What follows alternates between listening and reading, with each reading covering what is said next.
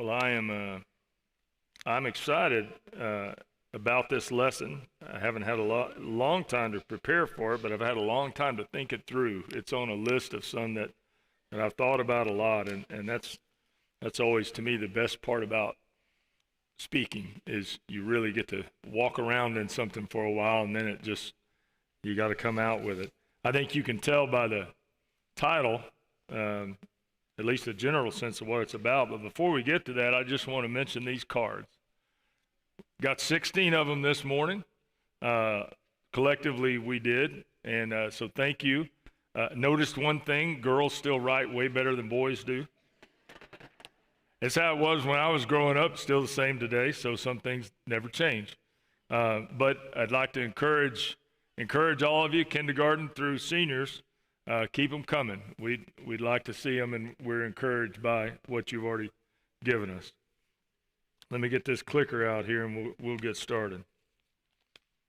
So, when I was a kid, and then probably for most of you, I heard the saying that goes along with these words a lot.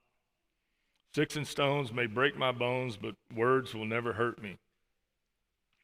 And,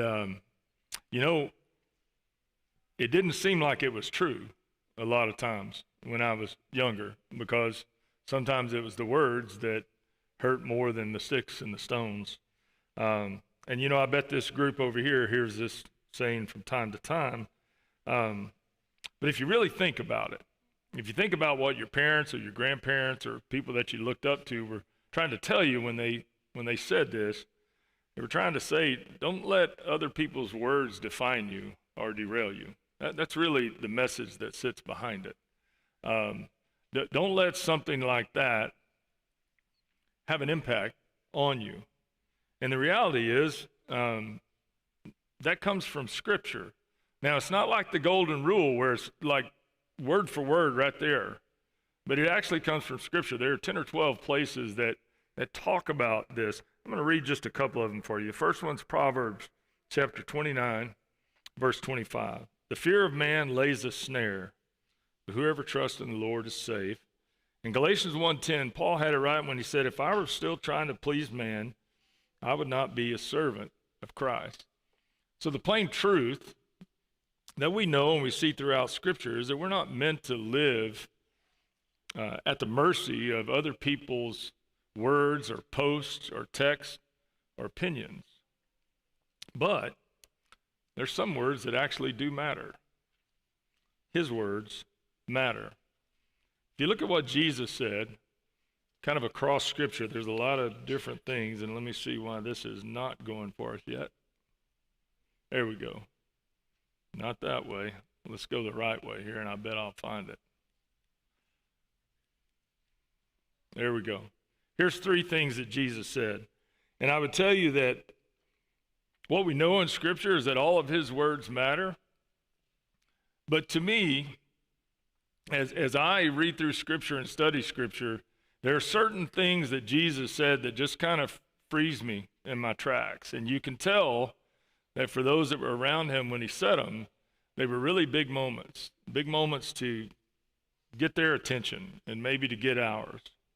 So a few. When he says things like, what does it profit a man if he gains the whole world and forfeits his soul?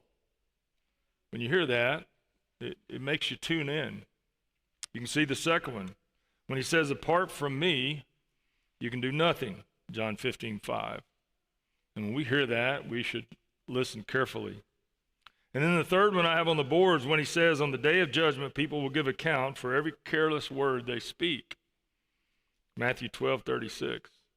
When you hear something like that, it makes you want to really pay attention. I would tell you what's interesting about Jesus. Jesus did something in the way that he spoke that is really hard to do. And he did it effortlessly all the time. Because if you think about it, when Jesus was speaking, he wasn't speaking like I am standing here now. If I was standing here now, and it was like in the time that he was there, there'd be a bunch of Pharisees sitting around chattering in other people's ears. And everything that he did along the way, even before he stopped to speak, they were in the background just tearing him down. So often when he spoke, he did this unique thing. He both gave a warning and an invitation, a watch out and an encouragement at the same time in the same words.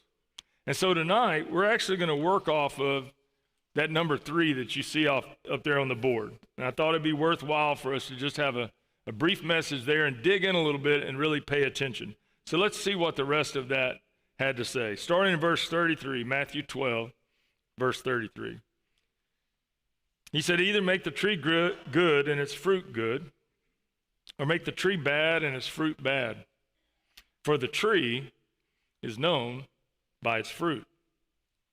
Then he says, you brood of vipers. And the reason he said that is right before he spoke this, there was a lot of things being said by the Pharisees about where his power came from to try to really discredit him. And you see some of that in what he says, but hang in there and watch it because you're going to see the real positive too. So he said, you brood of vipers, how can you speak good when you're evil? For out of the abundance of the heart, the mouth speaks. Did you hear that one? That one's pretty loud. Then he said, the good person out of his good treasure brings forth good, and the evil person out of his evil treasure brings forth evil. He said, I tell you, on the day of judgment, people will give account for every careless word that they speak. For by your words you will be justified, and by your words you will be condemned. So, others' words shouldn't matter to us. And when I say that, I think it's wonderful that we care about what other people say. But we shouldn't let that sit over us like a cloud, and we shouldn't let it upset us or derail us or define us. However, his words matter. And what he's saying here is that our words matter as well. So let's take a closer look at just 3 or 4 spots in this section of scripture from Jesus. So first and foremost, and you know why, if you've been in my Bible class, I put verily, verily, because that's him saying pay attention. So I just put it at the top of this page, and just know that each one of these they come across, he's saying pay attention, listen to me. The first thing he says is the tree is known by its fruit. And for us, that's actually good news. It's actually, because I don't know about you, but I have struggles. And when I struggle, I want to get better. I don't want to be the same me tomorrow that I was yesterday. And the beauty of what he's saying here is that if you're leaning into me, then you're going to grow. And if you put good things in, then more good things are going to come out. So if you're a Christian, well, that's good news. What he's saying is that eventually what's inside is going to show up outside. And we may not have it whipped yet, but we can and we will find a way to get there if we stay in him. And then this is what he does. Notice this next phrase, because he actually answers how we do it right here. So he says, for out of the abundance of the heart, the mouth speaks. Out of the abundance of the heart, the mouth speaks. Listen to the next phrase. The good person, out of his good treasure, brings forth good. So this word treasure, and I'm only going to give you 2 Greek words tonight, so I'm limiting them quite a bit. Thesauros. That's treasure. I'll tell you what it means. It means a vault or a storehouse. So follow what he said. Out of the abundance of the heart, the mouth speaks, and out of a good person, good things come forth from their treasure. So where's our treasure? Our treasure is our heart. And our heart is our storehouse, or it's our vault. So then how do you think about that? What's he telling us? He says, well, in essence, we get to choose what we put in our heart. We get to choose what our treasure is. Somebody else doesn't get to choose that for us. It's really up to us. What we dwell on goes in it. What we meditate on goes in it. What we rehearse goes in it. And what we celebrate goes in it. All of those things go in our heart. Not perfectly today, but better and better over time as we work at it. If we store gratitude, well, gratitude comes out. If we store Scripture, then Scripture comes out. And if we store grace, then grace comes out. Listen to this one, and if you don't like it, you can tell me afterwards. It's self-invented. Our mouth doesn't invent anything. Our mouth does not invent anything. It simply distributes what's in our heart. And so if we need to work on our words, then we need to work on our heart. That's really what he's saying. Here's the next thing he said. He said, on the day of judgment, people will give account for every careless word that they speak. That's a strong statement. What's a careless word? You spend much time thinking about that? A careless word. We know what angry words are. We know what mean words are. We know what kind words are. We know what grateful words are. But if you spent much time thinking about a careless word, what was he talking about? Here's the second Greek one for you.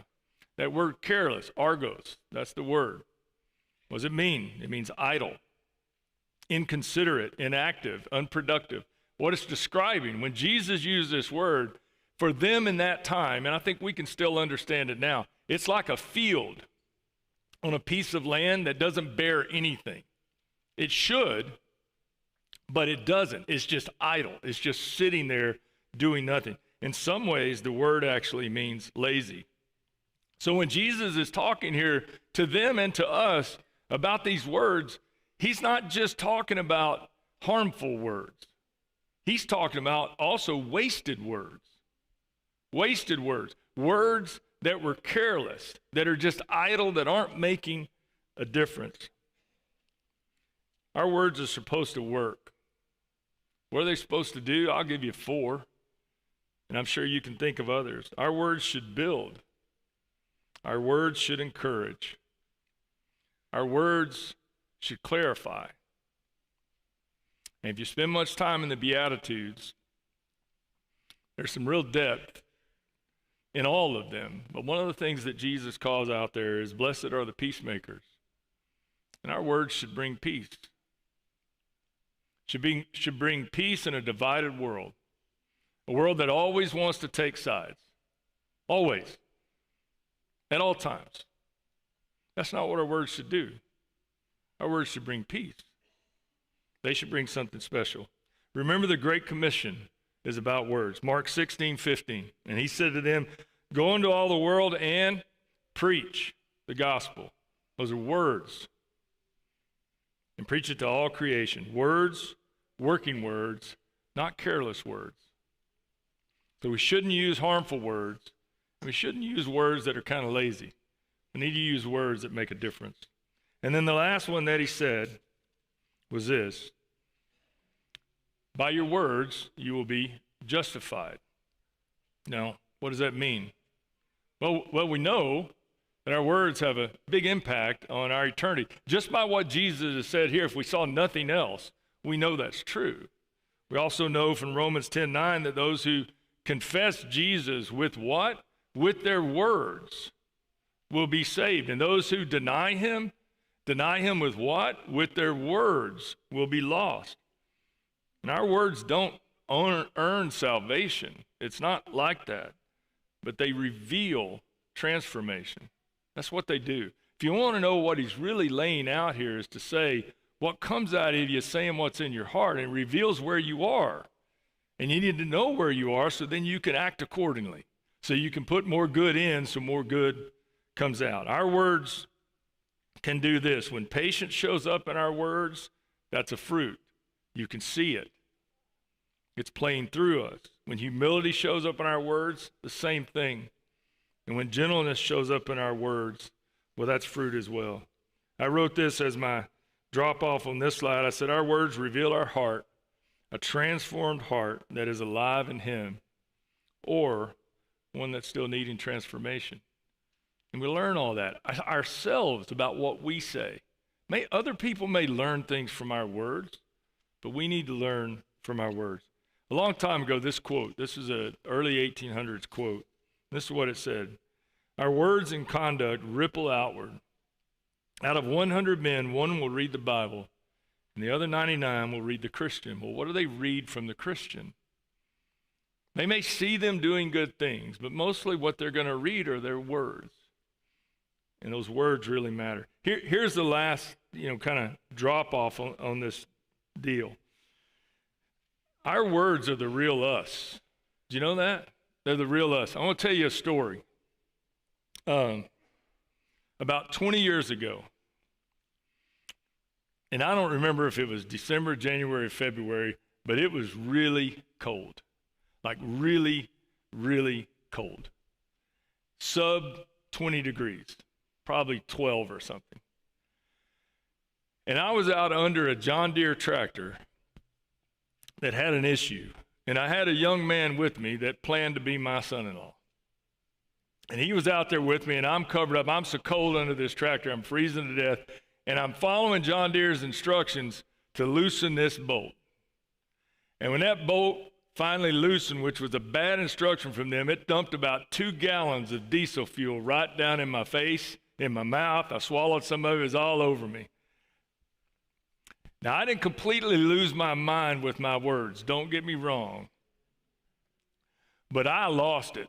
Matter of fact, he was afraid I was going to lift the tractor up in the air with my arms and throw it into the building, which it was a very large tractor, so I couldn't have done that. But that's how angry I came across. Listen, our words are the real us. When we're here, our words can be one thing, but when we slam our hand in a door, those words, that's us. It's us. When someone cuts us off in traffic, those words, that's us too. And when our kids don't mind, the 10th time we've told them the same thing, that's us. In those moments, we don't think, we just speak. And what comes out? Things that are stored in our treasure, things that are in the abundance of our heart, which means when they do, we got to work on our heart, which I've worked really hard since that John Deere tractor day. So what encouragement is Jesus giving his followers, including us, while he was warning the Pharisees? Basically what he was saying is reshape the real you. Reshape it. You can. You have time. Focus on the treasure. Focus on what goes in versus trying to control what might come out. When James chapter 3, first sermon I ever preached was on James chapter 3. Love that chapter. Used to be able to quote a lot of it. Can't quote a ton as much today. I'm getting older. Still younger than Fred, but I'm getting older. And that chapter, there's a lot there about controlling the tongue. Well, I would tell you what Jesus is saying here, which is not in contrast to James. They work well hand in hand. But what Jesus is saying is work on yourself. Work on the real you so your words reveal you to the Father. When we do this, our patience shows up where irritation used to live. Thought about that one? Our perspective shows up where panic used to dominate. And I love this one a lot. Humor shows up where anger used to win. When we put the right thing in, the right things come out. Good words, his words, they come from a transformed heart. And they make a difference for us and for everyone around. My encouragement to you tonight from this brief sermon is to be transformed, to work on the real you. Care enough about everybody that you touch, everybody that reads something you write or hears something you say, that what they get from it is a blessing. And they get an opportunity to grow from it. Because we are the light. We are the light to shine the light towards God. And it really probably is true, that quote that's on the board, that out of 100 men, one will read the Bible, and the other 99 will read the Christians. Tonight, if you haven't obeyed the gospel, you need to. You don't need to just sit out there. It's time. You know where you need to be. And we would ask you to come and do that. And if you need to work on your words, whether you come forward and talk about it with us, or if you just go home and think about it and pray about it and spend some time on what you put in, I would encourage you to do that as well tonight as we stand and as we sing.